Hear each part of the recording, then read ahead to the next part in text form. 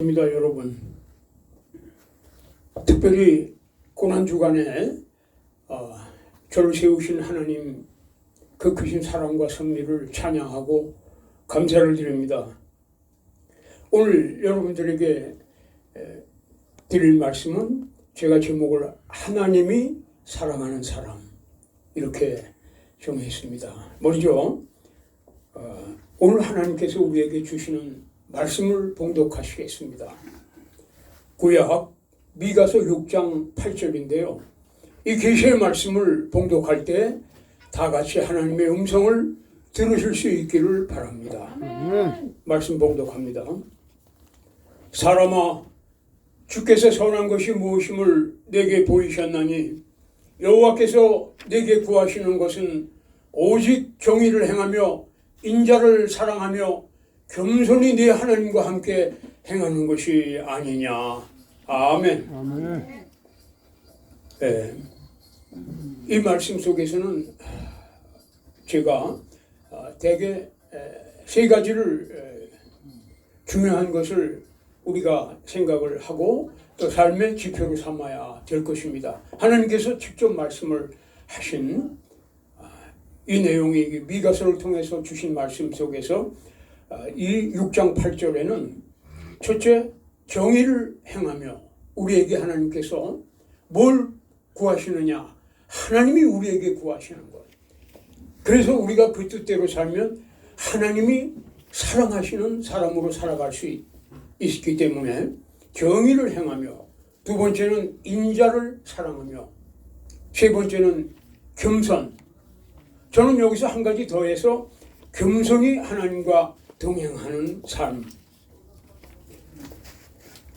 여러분, 한평생을 살아가면서 우리는 하나님이 사랑하는 사람에 속하는 삶이 있고 하나님이 사랑하지 않는 사람으로 살아가는 거기에 속한 사람이 있습니다.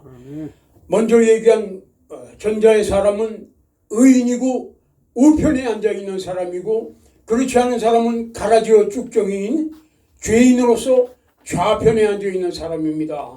구약에서 하나님께서는 의인을 항상 우편에, 오른편에 앉으셨다고 구약에서도 말씀하셨고, 또 가라지와 죄인은, 그렇지 않은 사람은 좌편에 앉았다고 말씀을 하셨죠. 신약에서 이 땅에 오신 예수님, 이제 이번 금요일이면은 십자가를 지실 예수님, 우리의 죄를 위해서 그 예수님께서 오셔서 친히 말씀을 하셨습니다. 의인은 오른편에, 영불에 들어갈 자들은 왼편에, 이렇게 말씀을 하셨어요. 아마 좌익 우익은 구약에서부터 지금까지 하나님 때에서부터 지금까지 있는 것입니다. 우리는 언제나 우편에 있는 의인의 대열에 들어가야 되겠습니다. 자, 먼저 우리가 한번 이 정의에 대해서 생각을 해보겠습니다. 미가서를 통해서 말씀하신 정의. 정의는 그대로 우리가 사전에 있는 그대로 어렸을 때부터 배운 대로는 밟고 오르는 것. 밟고 오르게 살아가는 것이죠. 공평하고 의로운 도의를 정의라고 하죠.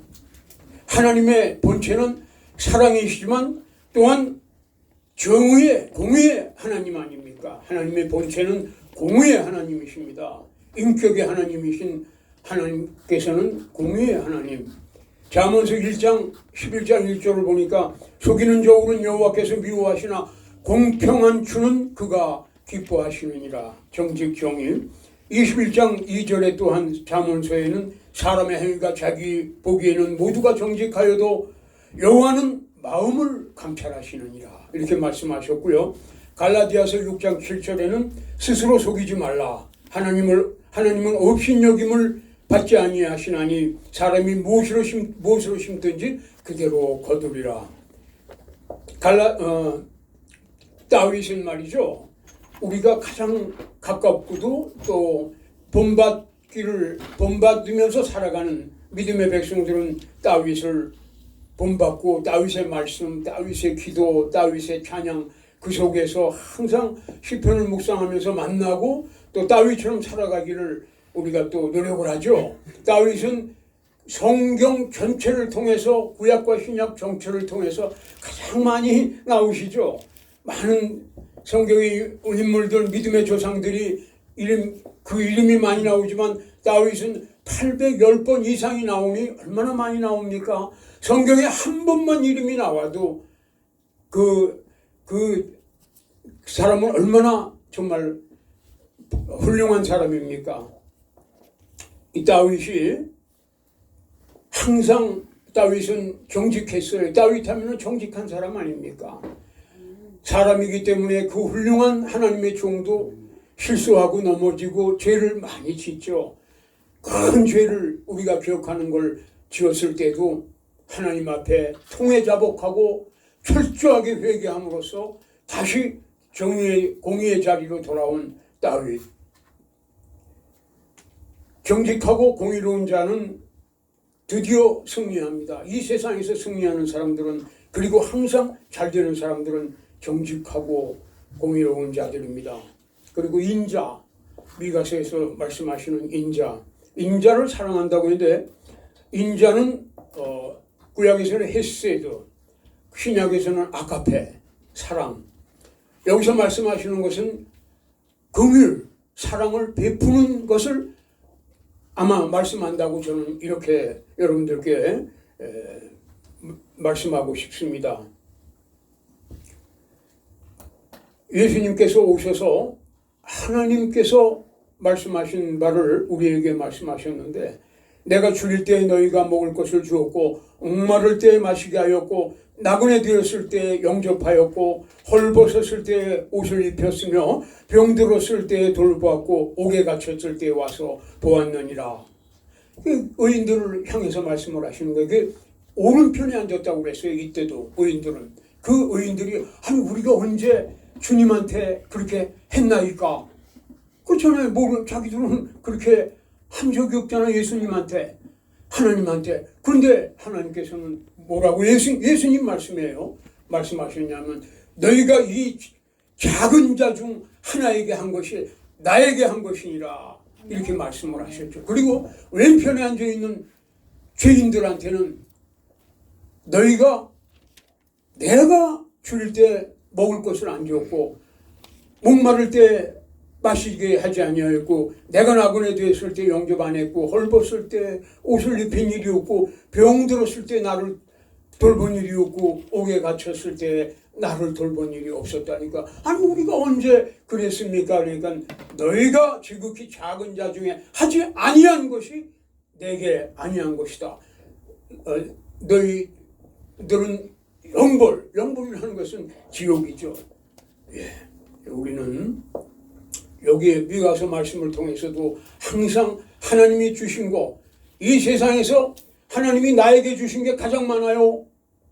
재벌이 많은 게 아니고, 잘 사는 사람, 권세 있는, 세상적인 권세가 있는 사람이 가장 많이 가지고 있는 게 아니라, 현재 이 세상 70억이 넘는 인구인 사람들은 각자 모두 남이 안 가지고 있는 최고의 것을 가지고 있습니다. 이른바 달란트 은사가 있어요.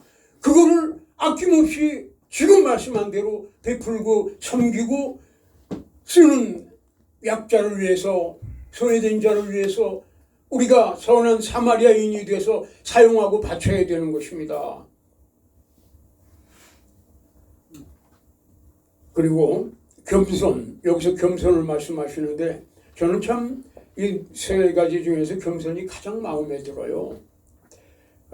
제가 개인적인 말씀을 드려서 어떨지 모르겠습니다만, 저는 주님을 영접하고 하나님이 돌아온 탕자인 저를 상고도 먼데 보시고 정말 뛰어나오셔서 저를 맞이하실 때 만난 주님을 배운 이후로는요, 모든 사람하고 인사를 하고 악수를 할 때 한 손으로 해본 적이 없습니다. 오늘 지금도 그렇고요. 두 손으로 하죠. 저보다 아랫사람이 손을 내밀어도 그 사람은 한 손으로 내밀죠. 물론 점잖고 공손히 내밀지만 저는 그 손을 꼭 두 손으로 잡습니다. 그거는 제가 하는 게 아니고 나를 영접하신 하나님이 고마워서 항상 그렇게 하죠. 그러다 보면 어깨가 낮아지고 허리가 낮아질 수밖에요. 계속 그렇게. 겸손에 대해서 이 성경에 얼마나 많은 말씀이 있습니까? 잠언서 18장 12절에 사람의 마음의 교만은 멸망의 선봉이요 겸손은 존귀의 앞잡이니라. 22장 4절 잠언에 겸손과 여호와를 경외함의 보상은 재물과 영광과 생명이니라. 이 말씀 하나만 붙잡고 살아도요. 보세요. 겸손과 여호와를 경외함의 보상. 겸손하고 하나님만을 경외하고 살면은요. 재물. 이 세상에서 인간으로 살아가는 세상을 마칠 때까지 재물 필요하죠. 재물이 있어야 선교도 많이 할 수 있죠. 영광. 영광이라는 것은 그렇지 않습니까? 얼마나 존귀한 겁니까? 하나님께서 주시는 영광을 받아야죠. 생명, 건강하고 장수해야죠. 물론 이 생명은 형이상학적인 생명으로 우리가 생각을 해요. 마태복음 11장 29절에 나는 마음이 온유하고 겸손하니 나의 멍에를 메고 내게 배우라 그리하면 너희 마음이 쉼을 얻으리니. 이 땅에 오신 하나님이신 예수님께서 친히 말씀하신 것입니다. 예수님이 얼마나 겸손하셨습니까? 하나님이신데 이 땅에 말구유에 오시고 그 마구간에 오셨는데도 구유통으로 오셨어요. 그리고 그저께 종려주일날 예루살렘 성으로 마지막 십자가의 완성을 위해서 우리를 구원하시는 그 파이널 라운드 글로 오실 때에도 하나님은 이 세상 최고의 존귀하신 분이 나귀를 타고 오시는데 그 나귀에서도 새끼를 타고 오십니다. 겸손의 표본은 예수님이신데 예수님 또한 직접 말씀하셨어요. 나는 겸손하니. 베드로전서 5장 5절에 젊은 자들과 이와 같이 장로들에게 순종하고 다 서로 겸손으로 허리를 동이라. 하나님은 교만한 자를 대적하시되 겸손한 자들에게는 은혜를 주시느니라. 누가복음 14장 11절에 무릇 자기를 높이는 자는 낮아지고 자기를 낮추는 자는 높아지리라. 항상 겸손하라는 거죠. 잠언 29장 23절에 보면은 사람이 교만하면은 낮아지게 되겠고 마음이 겸손하면은 영예를 얻으리라. 계속해서 겸손에 대한 가치와 의의를 말씀하십니다. 겸손에 대한 말씀 제가 이렇게 좀 메모해 갖고 나온 것도 많지만 이제 시간 때문에 겸손에 대해서는 이대로 말씀하겠습니다. 겸손한 사람 잘 삽니다. 성공합니다. 바보 같고 덜 배우고 처지가 어려운데 나중에 보면은 하나님의 은혜를 받은 사람은 그 사람이에요. 자기뿐이 아니라 자기는 그런데 자식이 대통령이 되면 어떡할 거야? 예? 자식이 재벌이 되면 어때요? 자식이 세계적인 석학이 되면 어떠며? 그렇지 않습니까? 하나님은 겸손한 자를 쓰십니다. 그리고 겸손한 자를 복 주십니다. 하나님과 동행. 저는 아까 네 번째도 말씀을 했는데 겸손이 하나님과 동행하는 것이 아니냐.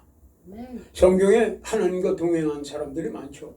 에녹, 노아, 모세, 아브라함, 다윗에 이르기까지 그 후에도 신약에도 하나님이 동행한 사람이 얼마나 많아요. 하나님이 동행하시지 않으면 그렇게 훌륭할 수 없었던 많은 사람들이 있었는데 이 사람들의 삶은 하나님을 기쁘시게 하는 삶이었다 이겁니다. 순종, 겸손. 미가서 6장 8절 그대로 산 사람들이에요. 이분들의 면면을 보면은 이분들의 삶을 추적해 보면은 미가서 6장 8절의 삶을 산 사람들이에요. 여러분과 저는 그렇게 살게 되기를 축원합니다. 하나님의 사랑을 받는 사람의 삶은 제가 끝으로 세 가지를 말씀드리고 싶습니다. 첫째는 그 삶의 형태가 어떻게 나타나야 되냐 하면은 경건의 일상화, 그리고 종말적인 신앙, 그리고 끝으로는 세 번째는 익명적 헌신. 이 세 가지는 지금까지 다 말씀드린 거의 결론인지 모르겠습니다. 항상 거룩한 삶, 우리의 삶이 눈을 뜨고 잠이 들 때까지 예배의 연속인 거룩의 삶, 경건의 삶, 그렇게 되면은 성령의 9가지 열매는 항상 우리에게 따라올 수밖에 없고 우리와 함께 할 수밖에 없죠. 그리고 종말적 신앙, 마라나타. 우리는 항상 주님을 기다리고 그 대망 사상으로 살잖아요. 예수님은 지금 이 순간에도 오실 수가 있습니다. 이 순간을 얘기합니다. 1시간 후에도 10시간 후에도 내일도 오실 수가 있고 언제 오실지라도 우리는 종말적인 신앙으로 살면서 지금 내가 하고 있는 일, 내게 주신 일, 그리고 내가 만나게 된 사람을 종말적 신앙으로 임하고 대하고 행해야 할 것입니다. 그리고 인명적 헌신이란 이 세상에 내게 뭐가 있겠습니까? 하나님께서 주신 걸 가지고 베풀고 쓰고 섬기는 데 다 쓰고 내가 한 거 하나도 없고 다만 하나님께서 주신 것을 하나님께서 하게 하셨다.